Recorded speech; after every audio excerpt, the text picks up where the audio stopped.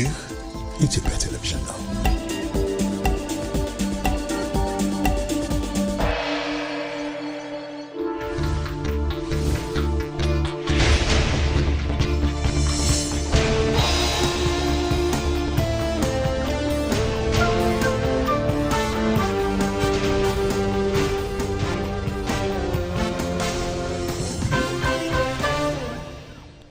ጤና ይስጥልን። ሰላም በኢትዮጵያና በመላው ዓለም ያላችሁ ተከታታዮች እንደምን ቆያችሁ? ሁለት ሰዓቱን እዚህ አዲስ አበባ ከሚገኘው የኢቢሲ ዋናው ስቱዲዮ በቀጥታ ስርጭት የምትከታተሉት ኢቲቪ 57 አሁን ይጀምራል። አበይት ነጥቦቹን ነው። ኢትዮጵያ የገነባችው ጠንካራ መከላከያ ሰራዊት በቀጠናው ሽብርተኝነትን መዋጋትን ጨምሮ የሚኖሩ ስጋቶችን መቅጨት የሚያስችል የሰላም ዘብ ነው።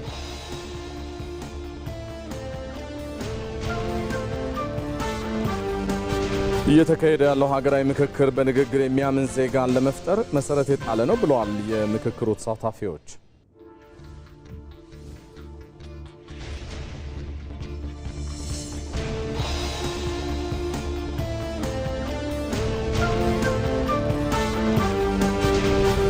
በኢትዮጵያ ዘመናዊ የባንክ ስርዓት መዘርጋት የሀገሪቱን ኢኮኖሚ እያፋጠነው ይገኛል።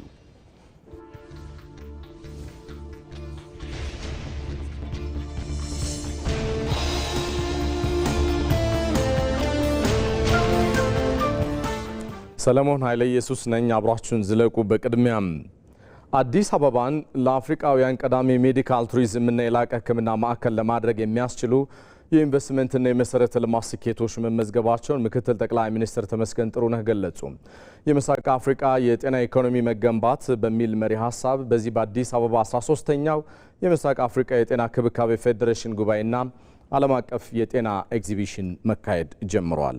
ዘጋቢያችን አሸናፊ እንዳለ በትንታኔ ተመልክቶታል። በሕክምና ግብዓት እጥረት፣ በመድኃኒት አለመሟላትና ሌሎችም ምክንያቶች አንድም ኢትዮጵያዊ ሕይወቱ እንዳይቀጠፍ አስተማማኝ የጤና ስርዓትን ለመገንባት ኢትዮጵያ በዘርፉ በብዙ እየሰራች ነው። ዛሬ የተለያዩ መድኃኒቶችን ማምረት፣ በራስ አቅም ታካሚዎችን ወደ ጤናቸው መመለስ እንግዳ ከመሆን ተሻግሯል። እነዚህ ሁሉ ስራዎች የሉዓላዊነት መገለጫ ዘርፈ ብዙ የራስን ፍላጎት በራስ አቅም ማሟላት ከጥገኝነት የሚያላቀቅ ብልሃት በሆኑ በመረዳት እውን የሆኑ ናቸው። ምክትል ጠቅላይ ሚኒስትር ተመስገን ጥሩነህ 13ኛው የምስራቅ አፍሪካ ጤና ክብካቤ ፌዴሬሽን ጉባኤና ዓለም አቀፍ የጤና ኤግዚቢሽንን በይፋ ሲከፍቱ አጽንኦት የሰጡበት ጉዳይም ይህንኑ የዘመኑን ሉዓላዊነት ነው። ዛሬ ሉዓላዊነት ማለት የህዝባችንን ጤና የመጠበቅ አቅም ጭምር ነው። በሺህ ኪሎ ሜትሮች ርቀት ላይ ባለው የአቅርቦት ሰንሰለት ላይ ጥገኛ ሳንሆን እናቶቻችንን የመንከባከብ አቅም ነው። ልጆቻችን የሚያስፈልጓቸው መድኃኒቶች የማምረት አቅም ነው። የጤና ባለሙያዎቻችንን የማሰልጠንና የማቆየት አቅም ነው። አፍሪካ የሚያስፈልጋትን ታገኝ እንደሆነ ዓለም እስኪወስን ሳንጠብቅ የሚቀጥለውን ወረርሽኝ የመቋቋም አቅም ነው። እንዲሁም ከችግር ከመውጣት ባለፈ አቅም ያላቸውን የጤና ስርዓቶችን የመገንባት አቅም ነው። ህዝባችንን ማገልገል አለባቸው። እድሎችን መፍጠር አለባቸው። የአፍሪካንን ብልጽግና ለማሳደግ ማገዝ አለባቸው። ከበለጸጉ ሀገራት ቸርነት ብቻ የሚገኙ የተማሩና ብቁ ባለሙያዎች እያሉ በቅንጅት ማነስ ብቻ የተፈጠሩ አፍሪካዊ ችግሮች ዛሬ የጋራ መፍትሄና ብጅ ባሉ ቆራጥ የዘርፉ ባለሙያዎች ሊፈቱ እየተቃረቡ ነው። ለአህጉሪቱ ሊውል የሚገባው ሀብትን ማዳን፣ በራስ አቅም የራስ ዜጎችን ጤና መጠበቅ ደግሞ መዳረሻው። በየዓመቱ አፍሪካውያን ሕክምና ፍለጋ ረጅም ርቀት ይጓዛሉ። እዚሁ አህጉራችን ላይ የጤና ስርዓቶችን ሊያጠናክሩና ስራ ሊፈጥሩ የሚችሉ ሀብቶችን ያወጣሉ። እነዚህንም ጉዞዎች የሚያደርጉት በትክክል በጣም በተጎዱበት ጊዜ ነው። ይህንም መለወጥ እንችላለን። አፍሪካ ምርጥ ሐኪሞች አሏት። ብቁ ነርሶች፣ ሳይንቲስቶችና ስራ ፈጣሪዎች አሉ። እያደገ ያለው ገበያና ወጣት ህዝብ አለን። የሚያስፈልገን ያንን ብቃት ከዓለም አቀፍ ደረጃ ተቋማት፣ ቴክኖሎጂ፣ ኢንቨስትመንትና መመዘኛዎች ጋር ማገናኘት ነው። ስለሆነም ኢትዮጵያ በማዕከላት በልዩና ከፍተኛ ሆስፒታሎች በላቀ የዲያግኖስቲክስ የእውቅና ማረጋገጫና ጥራት ባለው የታካሚ እንክብካቤ ላይ የሚደረጉ ኢንቨስትመንቶችን ማበረታቷን ትቀጥላለች። በዘርፉም በልዩ ትኩረት እየሰራች የምትገኘው ኢትዮጵያ የትብብርን አስፈላጊነት የምትመክር ብቻ ሳትሆን እንደ ሁልጊዜም ሁሉ ፋና ወጊ ለመሆን ያላትን ዝግጁነት የምታረጋግጥ ጭምር ሆናለች። ዛሬ ግልጽ የሆነ ቁርጠኝነታችንን ማሳወቅ እፈልጋለሁ። የኢትዮጵያ መንግስት የአፍሪካ ጤና ጥበቃ ፌዴሬሽን አህጉራዊ ዋና መስሪያ ቤት እዚሁ አዲስ አበባ እንዲመሰረት ለመደገፍ ዝግጁ ነው። ይህ እውን እንዲሆን ከፌዴሬሽኑና ከሚመለከታቸው ተቋማት ጋር በውይይቶች በህጋዊ ዝግጅቶችና አስፈላጊ በሆኑ ተግባራዊ እርምጃዎች ላይ አብሮ ለመስራት ዝግጁ ነን። አዲስ አበባ ለአፍሪካ ህብረትና ለአፍሪካ የበሽታ መከላከልና መቆጣጠር ማዕከል ቅርብ በመሆኗም በጤናው ዘርፍ ላይ እያደገ ያለው እንቅስቃሴና ትኩረት መኖሩ ከአፍሪካ ታላላቅ የአቪዬሽን መረቦች አንዱ የኢትዮጵያ አየር መንገድ መኖሩና የተሻለ የቀጠናውና የአህጉር ትስስር ያላት መሆኗም ብቁ ያደርጋታል። አዲስ አበባ is ready to provide that home። ባለፉት ዓመታት ኢትዮጵያ ያከናወነቻቸው ውጤታማ ስራዎች የጤናውን ስርዓት በጥሩ ቁመና ላይ እንዲገኝ ያስቻሉ ቢሆኑም ኢትዮጵያ ግን ጉዞዋ ረጅምና የፊቱ ስራ ከተሰራው እንደሚልቅ ታምናለች። For Ethiopia this conversation comes at an important moment። ለኢትዮጵያ ይህ ውይይት በጤናው ዘርፍ ጉዞአችን ውስጥ በአስፈላጊ ወቅት ላይ የመጣ ነው። ምክንያቱም ባለፉት 2 አስርት ዓመታት ሀገራችን በህዝብም ሆነ በግል ዘርፍ የጤና አገልግሎትና የጤና አገልግሎት ተደራሽነትን በማስፋት እንዲሁም የጤና አገልግሎት ማሻሻያዎችን በማሳደግ ረገድ ጉልህ እድገት አስመዝግባለች። ከአፍሪካ ትላልቅ ማህበረሰብ አቀፍ የጤና ስርዓቶች አንዱን ገንብተናል። ሌሎች በርካታ የአፍሪካ ሀገራት ይህንን ስርዓት መተግበር መጀመራቸውን ማየታችን በእውነት ያኮራናል። በተጨማሪም በቴክኖሎጂ አማካኝነት ወደ ማህበረሰቡ የበለጠ እየቀረብን እንገኛለን። የጤና ቴክኖሎጂ በአህጉራችንም ሆነ ከአህጉራችን ውጪ የመነጋገሪያ ርዕስ ነው። የጤና መሰረተ ልማታችንንና የጤና ባለሙያዎችን ቁጥር አስፍተናል። የመጀመሪያ ደረጃ ጤና ጥበቃንም እንደዚሁ ያጠናክረናል። ነገር ግን በዚህ አልረካንም፣ ልንረካም አንችልም። ምክንያቱም ገና የምናጠናቅቃቸው ስራዎች አሉና ያከናወናቸው በጎ ስራዎች ገና መጓዝ የምንፈልገውን ረዥም መንገድ ከፊታችን እንደሚጠብቀን የሚያስታውሱን ናቸው። በ13ኛው የምስራቅ አፍሪካ ጤና ክብካቤ ፌዴሬሽን ጉባኤም ከ40 በላይ የአፍሪካ ሀገራት ከእስያና ከመላው ዓለም የመጡ ከ30 በላይ ታዋቂ የሕክምናና መድኃኒት አምራቾች እየተሳተፉ ነው። ኢትዮጵያ የገነባችው ጠንካራ መከላከያ ሰራዊት በቀጠናው ሽብርተኝነትን መዋጋትን ጨምሮ የሚኖሩ ስጋቶችን መቅጨት የሚያስችል የሰላም ዘብ ነው። ኢትዮጵያ አሁን ላይ በወታደራዊ መስክ እየተዘጋጀች ያለችው ከራሱ አልፎ የቀጠናውን ብሎም የአህጉረ አፍሪካን ሰላም ማረጋጋትና የጋራ ብልጽግናን ለማረጋገጥ ጭምር ነው። ሀገራዊ ለውጡን ተከትሎ ታዲያ መከላከያ ሰራዊቱ ከመቼውም ጊዜ በላይ ጠንካራና ዘመናዊ ሆኖ ተገንብቷል። ወንደሰን አፈወርቅ የኛ ዝግጅት በድፍን አፍሪካ ሰላም ለማረጋገጥ በድፍን አፍሪካ ብልጽግናን ለማረጋገጥ በቀጠናችን ላሉ ሀገራት አለኝታ መከታ ጋሻ ለመሆን ነው። ይህ የጠቅላይ ሚኒስትር አብይ አህመድ ንግግር ከሀገር አልፎ የሀገርን ሰላምና ደህንነት ሊያስከብር የሚችል ሰራዊት ያላት ሀገር መሪ ሊናገረው የሚደፍረው ነው።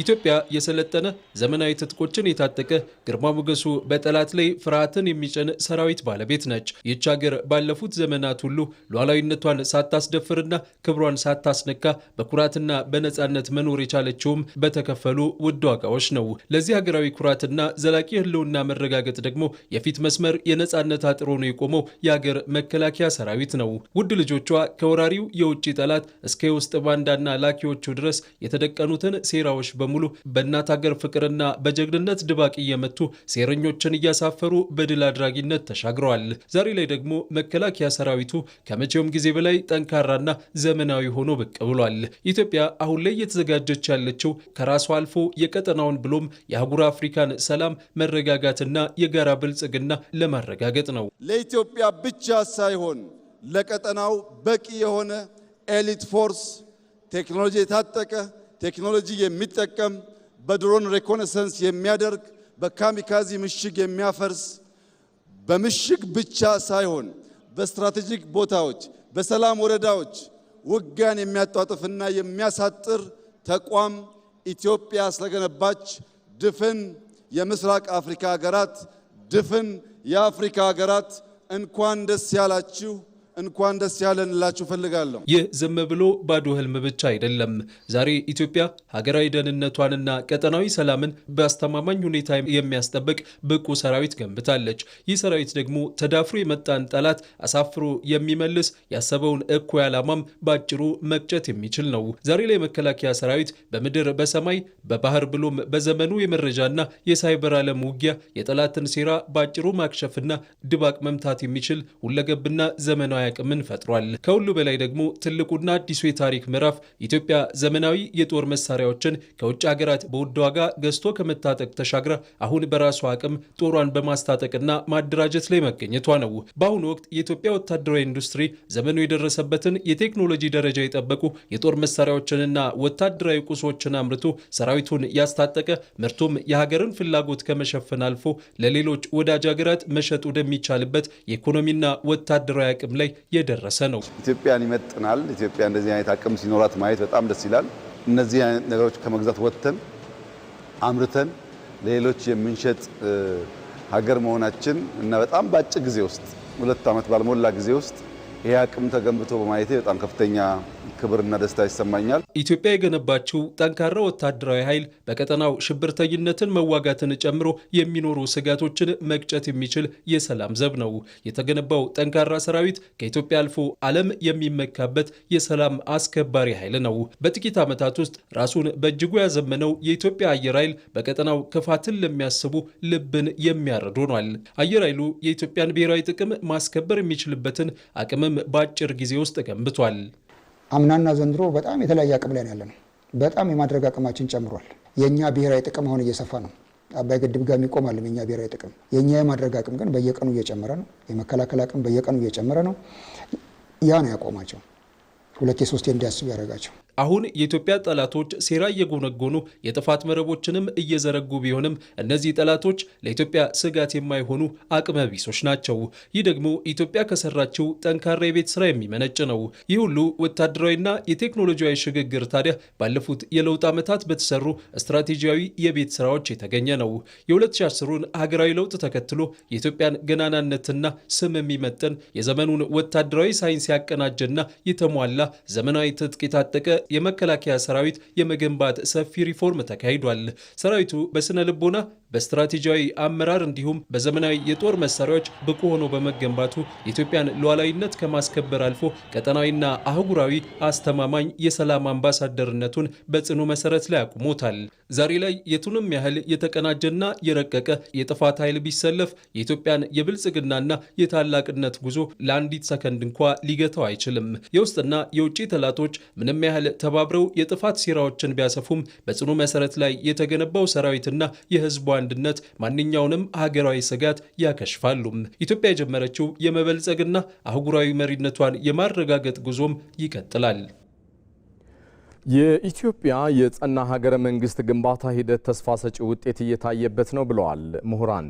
የመደመር መንግስት ከዚህ በፊት ባልተሞከረው መንገድ የመጓዝ እሳቤም ሀገረ መንግስቱን የሚያስቀጥሉ ጠንካራ ተቋማት እንዲፈጠሩም አድርጓል። ይመራደም ሁሉም ፈርሶ ከባዶ ይጀመራል አለም። ይህ ደግሞ በተሰበረ ድልድይ ባልጸና መሰላል ወደ ተሻለ መዳረሻ መሻገር አይቻልም ከሚል እሳቤ የመነጨ ነው። በትላንት መልካም ስራዎች ላይ ዛሬን እየደመረ ለነገው መሰረት በማስቀመጥ መጓዝ መንገዱ ሆኗል። ትንሽ ነገር ኮሽ ባለ ቁጥር መሰረቱ የሚናሸረው የቀደመው የኢትዮጵያ ሀገረ መንግስት እንዲያለት ጸንቶ እንዲቆም ባለፉት 8 ዓመታት የመደመር መንግስት ያልተኬደውን መንገድ መጓዝን የመረጠውም ለዚሁ ሲል ነው። አዲስ ስርዓት መጥቶ ሲሄድ አብሮ የሚነጉደው የሀገረ መንግስቱ መሰረት በጠንካራ ተቋማትና ስርዓት ሊታነጽ ግድ ብሎታል። የሚፈልገው ቁመና የታሪክ መምህርና ተመራማሪው ዶክተር ዳግማዊ ተስፋዬ እንደሚሉት አሁን ሀገረ መንግስቱ እንዲጸና እየተደረገ ያለው ሂደት በግለሰቦችና በቡድኖች ፍላጎት ተመርኩዞ ሳይሆን በህዝባዊ ባለቤትነት ሆኗል። በድሮ ትርክት አዲሱን ሀገር ግንባታ መገንባት አይቻልም። በፍልስፍና ደረጃ ይጣረሳሉ። አሁን ህዝባዊ መሰረት ነው።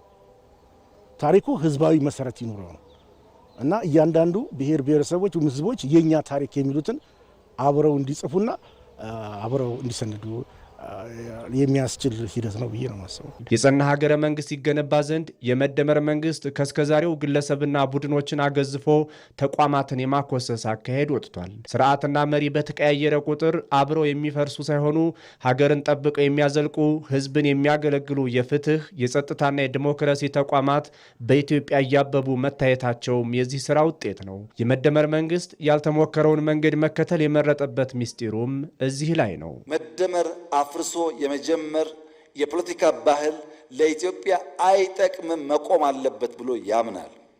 ስለዚህም ማስተካከል፣ ያለፉ ስህተቶች የሚያርም የሚያርቅ፣ ማስፋት፣ የቀደሙ ድሎች ጠብቆ የሚያሰፋ፣ ማበርከት ለዛሬና መጪው ትውልድ ጥቅምና ፍላጎት የሚሰራ ሐሳብና ተቋም ሀብት ወረት ማንበር ማቆየት ያስፈልጋል። ፈተናውን ሳይሆን ተስፋውን፣ ክፍተቱን ሳይሆን መፍትሄውን በመያዝ የተካሄደው ጽኑ ሀገረ መንግስት የመገንባት ጉዞ ፍሬ እያፈራ ነው። በተደረገው የአሰራር ማሻሻያ ስርዓቱንና ግለሰቦችን ይመስሉ የነበሩ ተቋማት አሁን ላይ ሀገራዊ መልክና ቁመናን ተላብሰዋል። ባለፉት 5-6 ዓመታት ውስጥ የምናየው ነገር አሁን ተቋማቱ ኢትዮጵያን መምሰል አለባቸው፣ መከላከያው ኢትዮጵያን መምሰል አለበት በሚል ከዚህ በፊት አብዮታዊ ዴሞክራሲ እንዲያገለግል የተሰጠውን ሬድ ቡክ አለች፣ አንድ ቀይ መጽሐፍ፣ እሷ ተቀይራ አሁን በሀገራዊ አጀንዳ ዙሪያ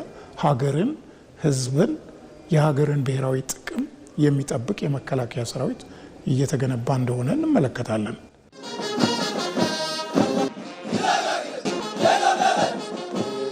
መከላከያ ሰራዊት የቆመው ለሰላም፣ ለልማት፣ ለብሔራዊ ጥቅም፣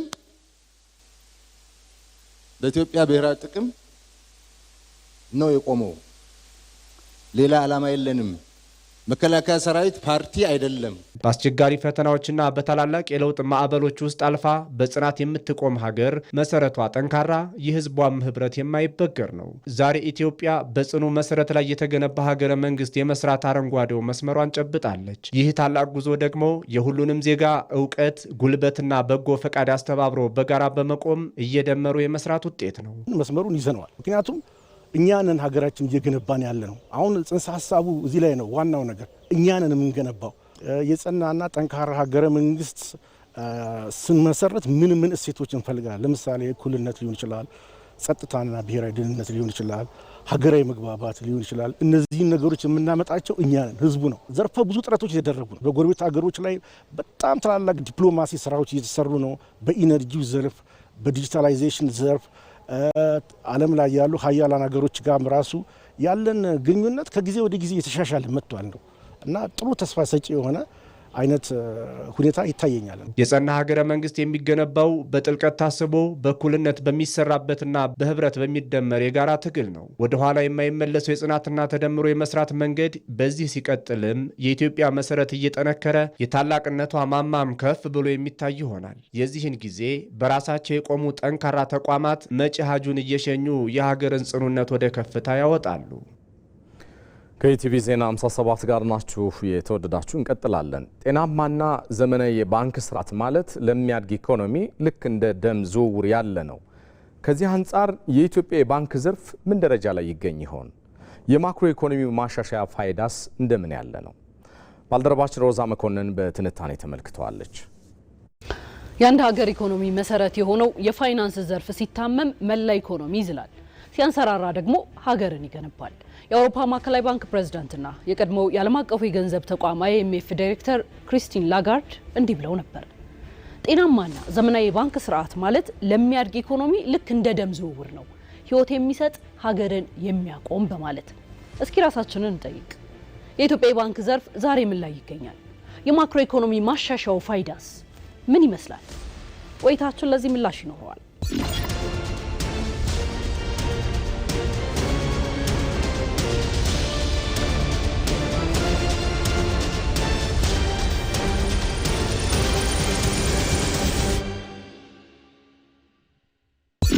የኢትዮጵያ የባንክ ዘርፍ የዛሬው ለውጥ በቀላሉ የተገኘ አይደለም። ታሪካዊ ዳራውን ስንመለከት ዘርፉ በርካታ ውጣ ውረዶችን አሳልፏል። በተለይም በደርግ ዘመነ መንግስት ሙሉ በሙሉ በመንግስት ብቸኛ ቁጥጥር ስር የነበረው ይህ ዘርፍ ከ1983 የኢኮኖሚ ስርዓት ለውጥ በኋላ አዲስ እስትንፋስ አግኝቶ ነበር። ከእዝ ወደ ቅይጥ ኢኮኖሚ የተደረገው ሽግግር ዘርፉን ለግል ባለሀብቶች ክፍት አደረገው። ዛሬ ላይ ቆመን ስንመለከት ውጤቱ አስደናቂ ነው። የባንኮቻችን ብዛት ከ30 በላይ ደርሷል። በሺዎች የሚቆጠሩ ቅርንጫፎች በየማዕዘኑ ተከፍተዋል። ነገር ግን ይህ ሁሉ የቅርንጫፍ መስፋፋት ብቻውን በቂ አልነበረም። ለምን ካላችሁኝ ኢኮኖሚያችን በከፍተኛ የውጭ ምንዛሪ እጥረት፣ የዋጋ ግሽበትና በተንዛዛ የፋይናንስ ቁጥጥር ስር ታንቆ ነበር። ይህንን የዘመናት ማነቆ ለመፍታት ነው እንግዲህ የመደመር መንግስት በከፍተኛ ቁርጠኝነት የሀገር በቀል ኢኮኖሚ ማሻሻያን ተግባራዊ ያደረገው። በተለይም የኢትዮጵያ ብሔራዊ ባንክ ከሐምሌ 2 ቀን 2016 ዓ.ም ጀምሮ ተግባራዊ ያደረጋቸው ፖሊሲዎች የዘመናትን አሰራር የገለበጡ ታሪካዊ እርምጃዎች ናቸው።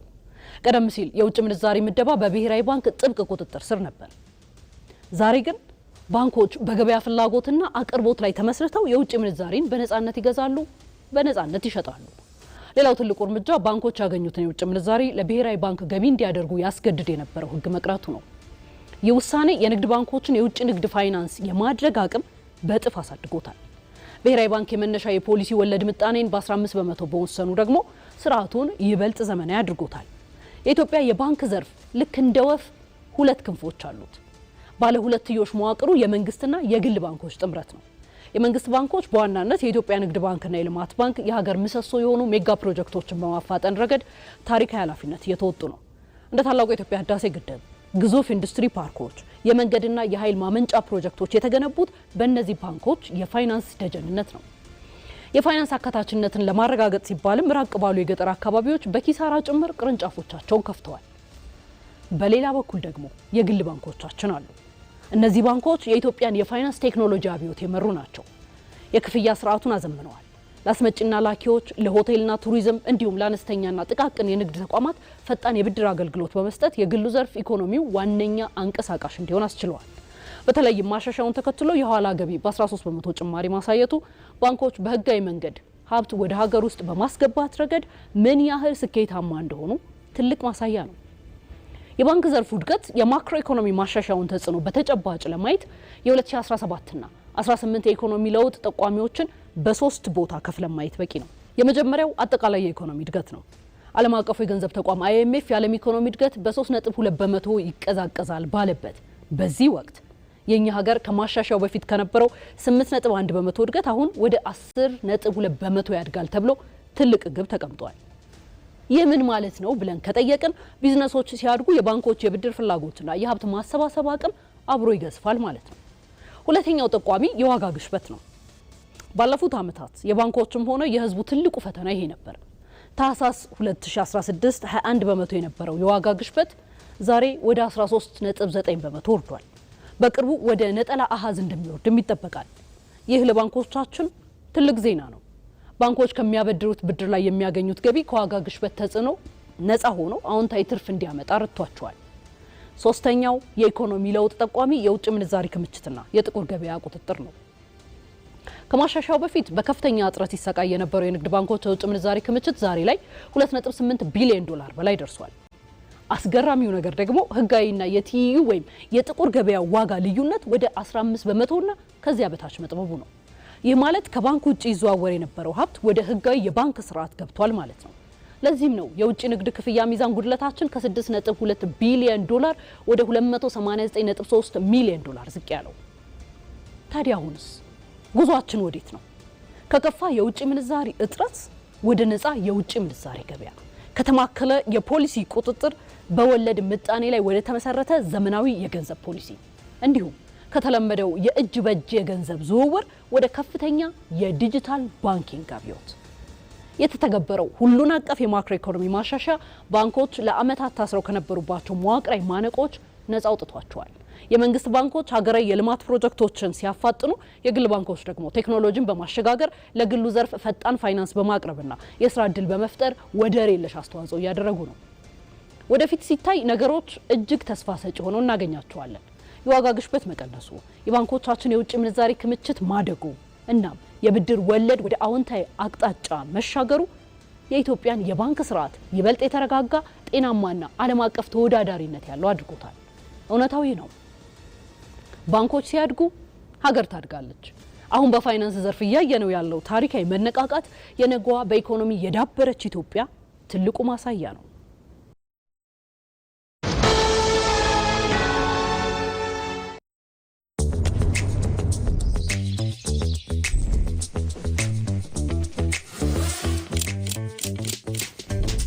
በረራዬን ከኢኮኖሚ ክላስ ወደ ቢዝነስ ክላስ ከፍ ማድረግ ያስቻለኝ ሲቪኢ ቪዛ ሼባ ማይልስ ካርድ መጠቀም።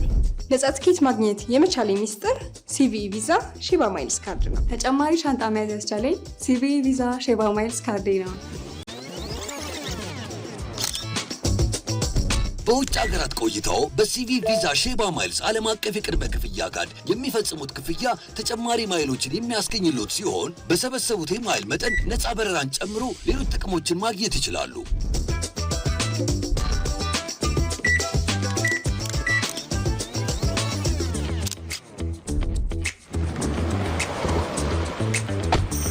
በአቅራቢያው በሚገኙ የባንካችን ቅርንጫፎች በመገኘት የሲቪ ቪዛ ሼባ ማይልስ ካርዶን ይዘዙ። የኢትዮጵያ አየር መንገድ የሼባ ማይልስ አባል ካልሆኑም በሼባ ማይልስ ድረገጽ በመመዝገብ ከባንካችን ቅርንጫፎች ካርዱን መውሰድ ይችላሉ።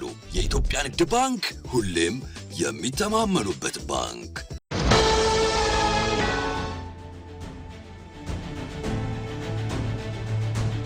ኢትዮጵያኖች እርስ በርስ መክረን ልዩነታችንን ሰብረን የሚያጠፋፋንን አስወግደን በአድዋ ድል እንዳገኘን ሁሉ በዚህም በምክክሩ ላይ ትልቅ ድልና ትልቅ ማሸነፍ ስላገኘን በእውነት ደስ ይለኛል። የቀጣይ አዲሲቷን ኢትዮጵያ ለመገንባት እውነተኛ ታሪክን እውነተኛ ኢትዮጵያን ያየንበት መድረክ ነው።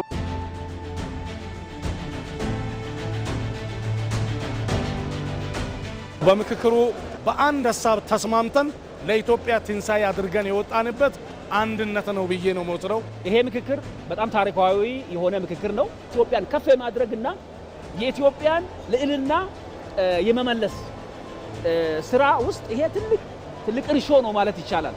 ልዩነቶቻችንን ፈተን ያንን ልዩነት ወደ አንድ አምጥተን የጋራ ድል፣ የጋራ ሀሳብ፣ የጋራ አሸናፊነት ያበሰርንበት መድረክ ነው ማለት ነው።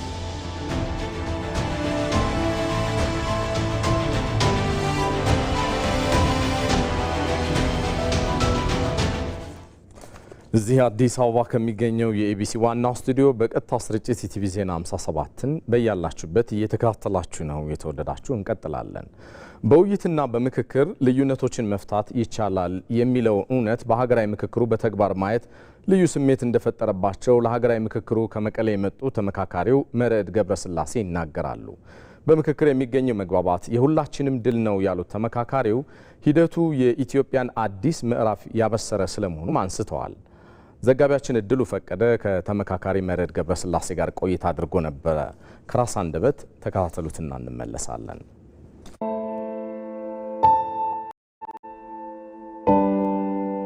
ስሜ መርዕድ ገብረስላሴ እባላለሁ። የመጣሁት ከትግራይ መቀሌ ነው። በግል ነው የመጣሁት። ስንወያይ አንድ ወር ሙሉ ቆይተናል። በዚሁ ቆይታችን ለሀገሪቱ የሚጠቅም አንድነት የኔ ማለት ቀርቶ የሁላችን ኢትዮጵያውያን አንድ ስለሆን የአድዋ ልጆች ታሪክ ያለን ልጆች ኢትዮጵያውያን ስለሆነ ስለ አንድነት ስለ ፍቅር ስንወያይ ሰንብተናል። አሁንም በዚህ በቆየነበት ሁሉ በሰላም በአንድነት ወደ ፍቅር የሚያመጣ ተጠናቅቀዋል። አንድነት እንደሚመጣ ተማመናለሁ። አንድነት ይጠቅማል። መለያየቱ፣ ጦርነቱ ምንም የሚጠቅምበት ነገር የለም። እኛ ኢትዮጵያውያኖች እንደ አባቶቻችን ጀግንነታችንና አንድነታችን ጠብቀን ለወደፊቱ ኢትዮጵያ የምትበለጸግበት የምትለማበት በአንድነት የምንኖርበት ሁለን እንድንሰራ በጣም የተሻለ ይሆናል ብዬ ገምታለሁ። ይሄ ምክክር ለአንድ ጊዜ አይደለም፣ የመጀመሪያ ጊዜ ነው ተጀምሮ ያለ። ለወደፊቱ ሁላችን ለነዚህ ምክክር ኮሚሽን ብቻ አይደለም፣ ሁሉ ምክክር መሆን አለበት፣ ሁሉም አምባሳደር መሆን አለበት። አሁንና 4 ሰዎች የተጠራን ቀላል ነገር አይደለም። ስለ ኢትዮጵያ አንድነት፣ ስለ ሰላም፣ ስለ ፍቅር ነው። አምባሳደሮች ነን። እኔም በየምሄድበት ቦታ በያለበት ሀገር ስለ ሰላም፣ ስለ አንድነት፣ ስለ ፍቅር ለወገኖቻችን እንድናስተምር ነው ሀሳብ የምሰጠው። ከአሁን በፊት እንዲህ አይነት ስራ አልተሰራም። ዛሬ አሁን ግን የኢትዮጵያ ሕዝብ ራሳችን የምንወስን የህገ መንግስት የሚጸድቅበት፣ ሰላም የሚወርድበት፣ እርቅ የሚወርድበት ራሳችን ሁላችን ስልጣን ያለን ሆነዋል። ስልጣን ደግሞ ለሰላም ነው እንጂ ለጥቅም አይደለም። ስለዚህ ለወደፊቱ ተጠናክሮ የምክክር ኮሚሽን ቀጣይነት እንዲኖረውና ሁላችንም ለሰላም እንድንሰራ ነው የምለው። ይህ በዚህ እንዳለ እየተካሄደ ያለው ሀገራዊ ምክክር በምክክር የሚያምን ዜጋን ለመፍጠር መሰረት የጣለ ነው ብለዋል የምክክሩ ተሳታፊዎች። ወደፊትም ኢትዮጵያውያን የቀሩና የማያግባቡ ጉዳዮችን በውይይት መፍታት መፍትሄ እየሰጡ መሄድን አጠናክረው መቀጠል እንደሚገባቸው ተመካካሪዎቹ መልእክት አስተላልፈዋል። አስማረ ብርሃኑ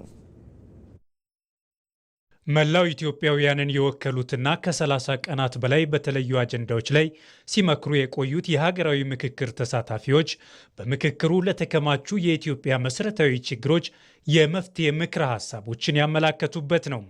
እነዚህ ዛሬ የተመከረባቸው የትላንት ቅራኔዎችና ለዛሬ የተረፉ አለመግባባቶች ናቸው። ሆኖም ምክክር ሂደት በመሆኑ አሁንም በሚቀሩ ነገም ላለመግባባት መንስኤ የሚሆኑ ጉዳዮችን ለመፍታት ምክክር የመጀመሪያውም የመጨረሻውም አማራጭ እንዲሆን ይህ ሀገራዊ ምክክር ትልቅ መሰረት ጥሏል። እያንዳንዱን ችግር አሁን ባወራነውና በተመካከርነው ፈተን ላንጨርሰው እንችላለን። ግን አሁን በተረዳውና በተመካከርነው በሚቀጥለው ጊዜ ያለው ችግሮች በሂደት እየተፈቱ ሁሉም ነገሮች በእያንዳንዱ ሂደቶች ችግሮች ያልተፈቱትም ያልቃሉ የሚል እምነት አለኝ። ይሄ ምክክር ሂደት በአንድ ጀንበር የሚዘጋም ሳይሆን ከዚህ በኋላ ኢትዮጵያ ከዚህ ልምድ በመውሰድ ለዓለም ተምሳሌት ሆና ችግሮችን በጠረጴዛ ዙሪያ በመወያየት መፍታት እንዳለብን ይሄ እዚህ ብቻም ሳይሆን በታችኛው ምርከን እስከ ታች ድረስ በጋራ በመወያየት ሁሉንም ነገር ከጉልበት ይልቅ ከጦርነት ይልቅ ከመሳሪያ ይልቅ በወንበር ዙሪያ በመነጋገር መፍታት የሚቻልበትን ሂደት ያስተማረና ልምድ የሰጠ መሆኑን ነው የሚመለከተው።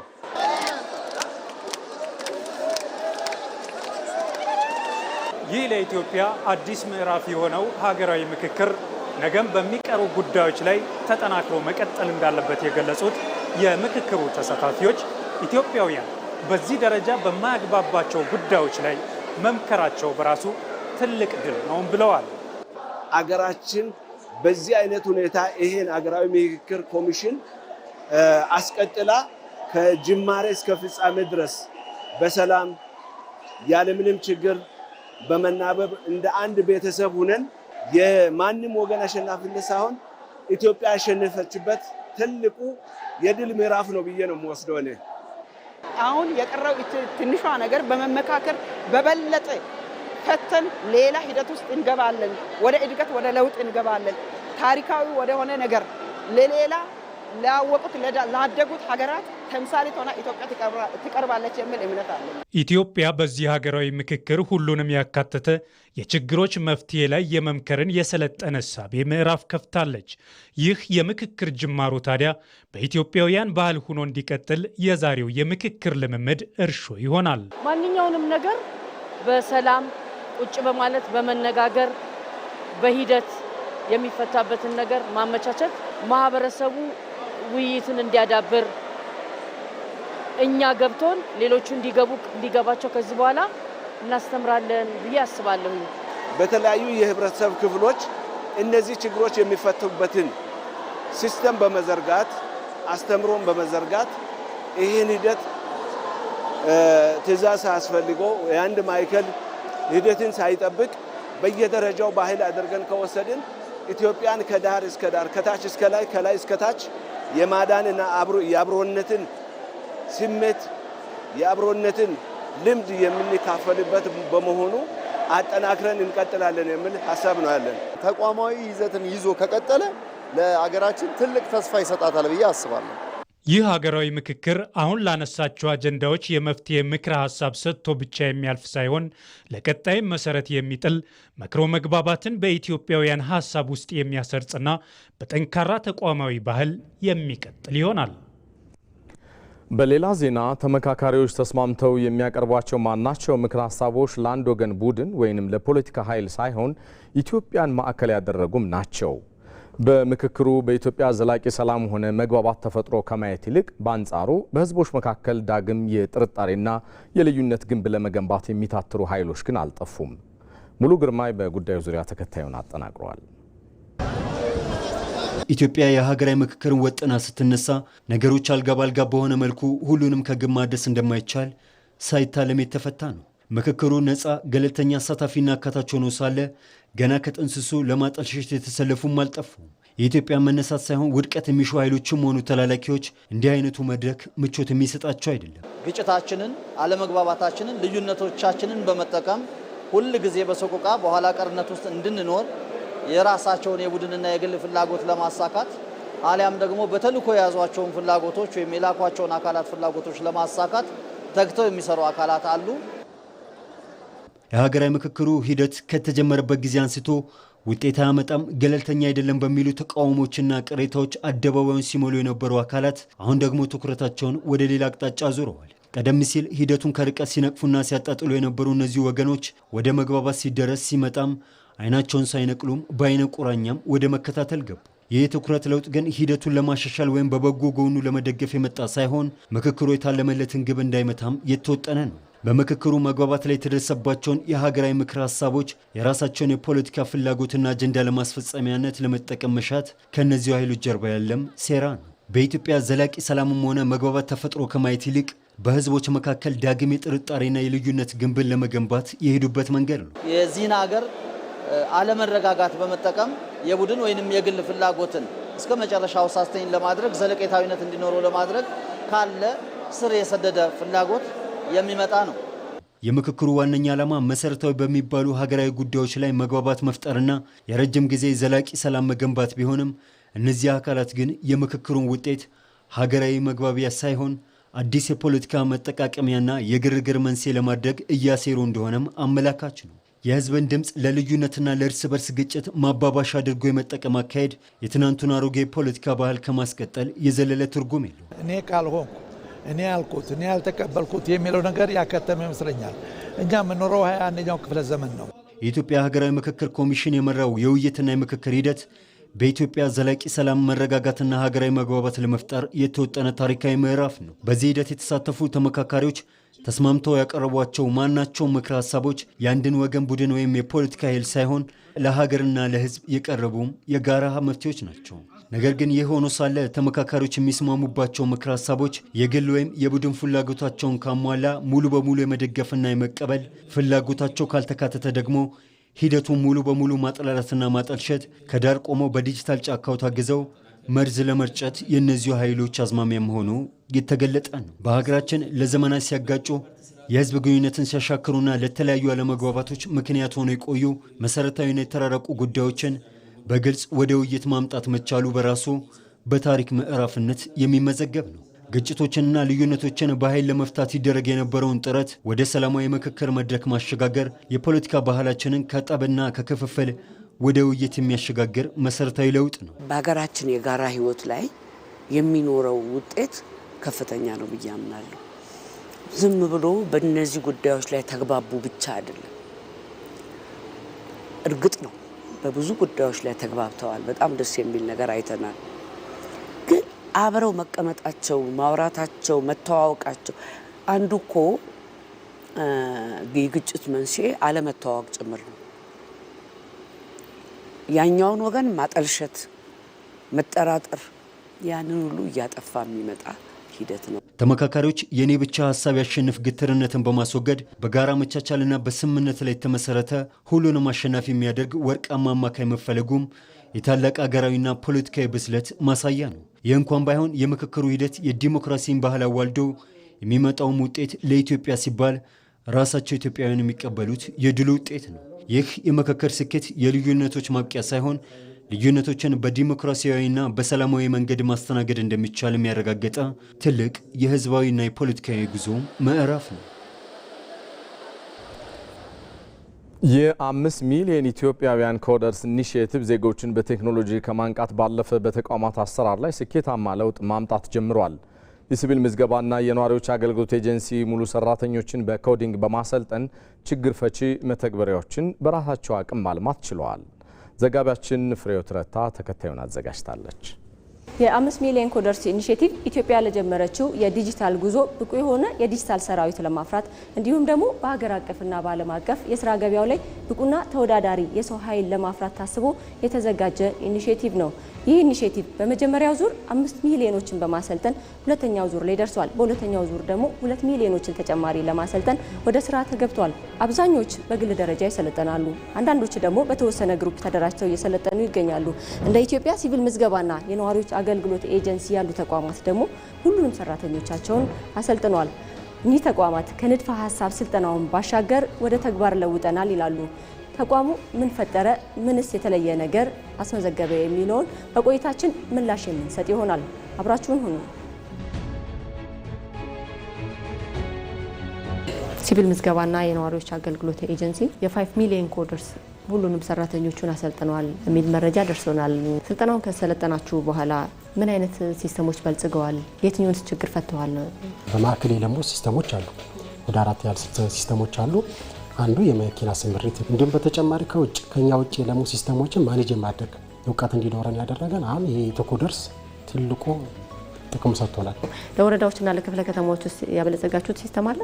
ለምሳሌ ከኛው እዚሁ ተቋም እና ከሌሎች ተቋማት ጋር አብረሽ የምትሰሪያቸው ስራዎች፣ ለምሳሌ ከዚህ ቀደም መረጃ የምንለዋወጥባቸው በቴሌግራም ወይም ደግሞ ዝም ብለሽ በኢሜል በምናምን ነበር። አሁን ግን ሲስተም ለምቶ ከማዕከል እስከ ወረዳ ድረስ የሚወርዱ ለምሳሌ የነዋሪዎች መረጃ ትክክላቸው ወይ የሚያስፈልጉ መረጃዎች ትክክላቸው ወይ ለማለት በምን ነው በሲስተም ነው የሚላኩ። ከዛ አዊልና ወረዳ ላይ ያለው ይልክልናል።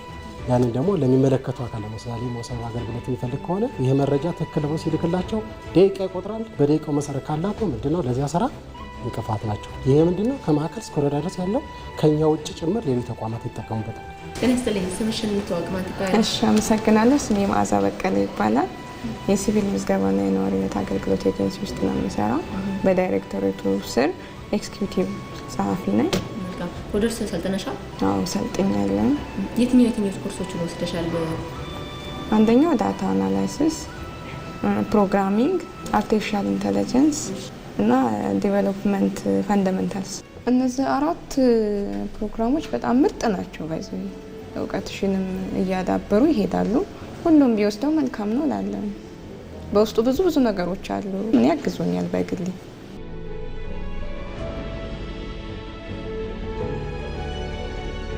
ተቋማችሁ 5 ሚሊዮን ኮደርስ ኢኒሼቲቭ ሁሉንም ሰራተኞቹን ማሰልጠን ይታወቃልና ይህ ስልጠና ለሁሉም ሰራተኞች እንዲወስዱ ማድረጉ ለምን አስፈልገ?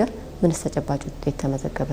በፊት የምንጠቀመው ኢቭን ትልቁ ሲስተም እንኳን በውጪ ሀገር ነበር የለማውና በጣም ብዙ እየተቸገርንበት አንዲትን ነገር ለማሻሻል አንዲት የወረቀት ላይ የምትጻፈውን ጽሁፍ ለማሻሻል በጣም ችግር ነበር እንደ ተቋም።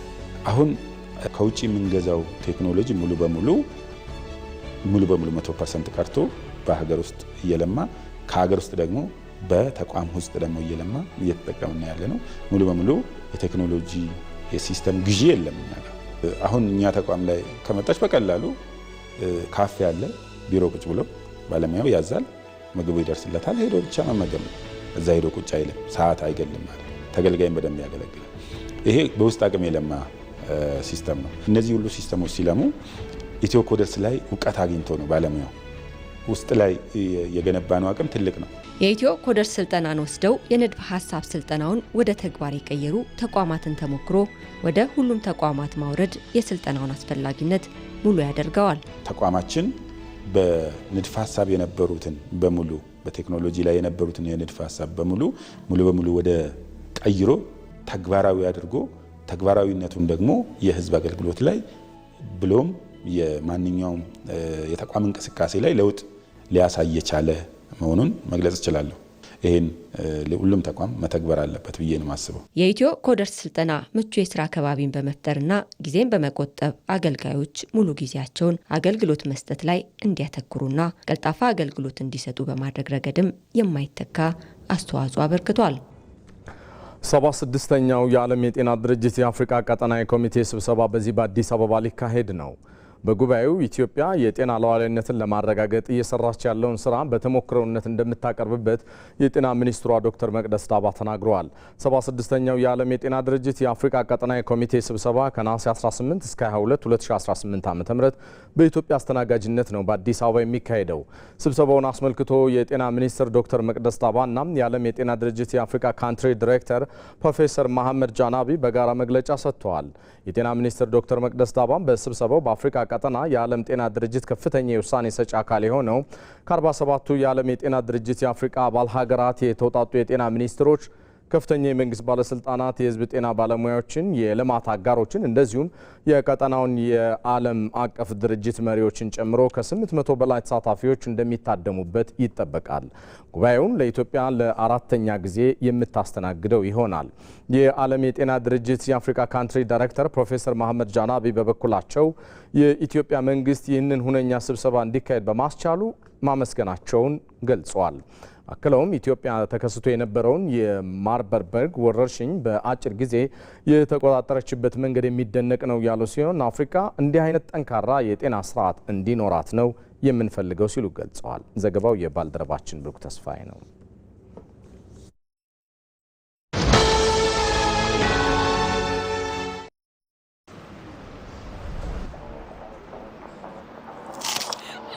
ስሙ የዛሬ ጋባዣችን ቴሌብር የሌለው ሰው ወይኔ በላቸው ዛሬማ ልበላም ይዞ የፈጠነ ቴሌብር ለወርድ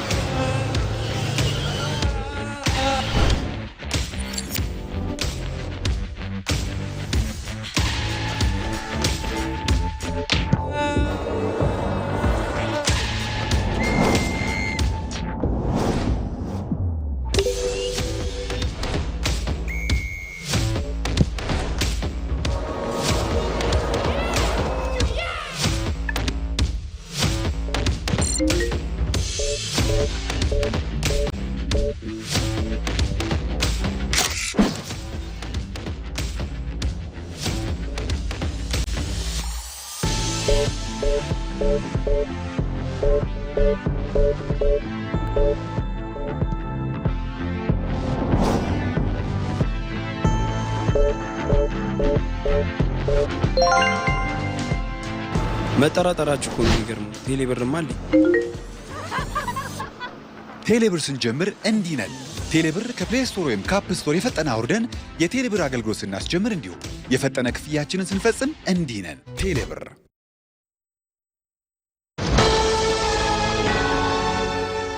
ተመልሰናል። ዜና በቀጥታ እየተላለፈላችሁ የሚገኘው ከኢቲቪ ዋናው ስቱዲዮ ነው። ከውጭ የመረጥነውን ጉዳይ ባጭሩ እናጋራችሁ። የአሜሪካው ፕሬዝዳንት ዶናልድ ትራምፕ በኢራን ምጣኔ ሀብት ላይ የከፋ ጉዳት የሚያስከትለውን አዲስ ማዕቀብ ሊጥሉ ነው። የአሜሪካው ፕሬዝዳንት ዶናልድ ትራምፕ በኢራን ላይ እስካሁን ከተጣሉ ማዕቀቦች ሁሉ አደገኛና አውዳሚ ያሉትን የኢኮኖሚ ማዕቀብ ዘመቻ ይፋ ማድረጋቸውን ተከትሎ ቻይና ዛቻውን እንደማትቀበለው አስታውቃለች። ትራምፕ ከቴህራን ጋር የንግድ ግንኙነት በሚቀጥሉ ሀገራት ላይ ከባድ የኢኮኖሚ ቅጣት እንደሚጠብቃቸው ነው የዛቱት። የአሜሪካን ውሳኔ እንድትደግፍ ጥሪ የቀርቦላት ሀሳቡን ውድቅ ያደረገችው ቻይናም ውጥረቱ በኢኮኖሚ ጦርነት ሳይሆን በውይይትና በፖለቲካዊ ድርድር እንዲፈታ ነው የጠየቀችው። ቻይና የኢራን ትልቁ የነዳጅ ገዢ ስትሆን አብዛኛውን የቴህራን የነዳጅ ምርት ወደ ሀገሯ በማስገባት ለኢራን ወሳኝ የኢኮኖሚ ዋስትና ሆና ቆይታለች። ይህ በእንዲህ እንዳለ ታዲያ የኢራን ውጭ ጉዳይ ሚኒስቴር አዲሱን የአሜሪካ የኢኮኖሚ ማዕቀብ ዛቻ ህገወጥና ሰብአዊነት የጎደለው ስለመሆኑ በመጥቀስ አጥብቀው ማውገዛቸውን የዘገበው ሲኤንኤን ነው። የተወደዳችሁ ለዛሬ አርብ ምሽት ከዋናው ስቱዲዮአችን ኢቲቪ ዜና 57 የተመለከታቸው ጉዳዮች እነኚህ ናቸው። ኢቢሲን ምርጫችሁ አድርጋችሁ አብራችሁን ስለዘለቃችሁ አብዝተን ነው የምናመሰግነው። ሰለሞን ኃይለ ኢየሱስ ነኝ። በሰላም ቆዩ።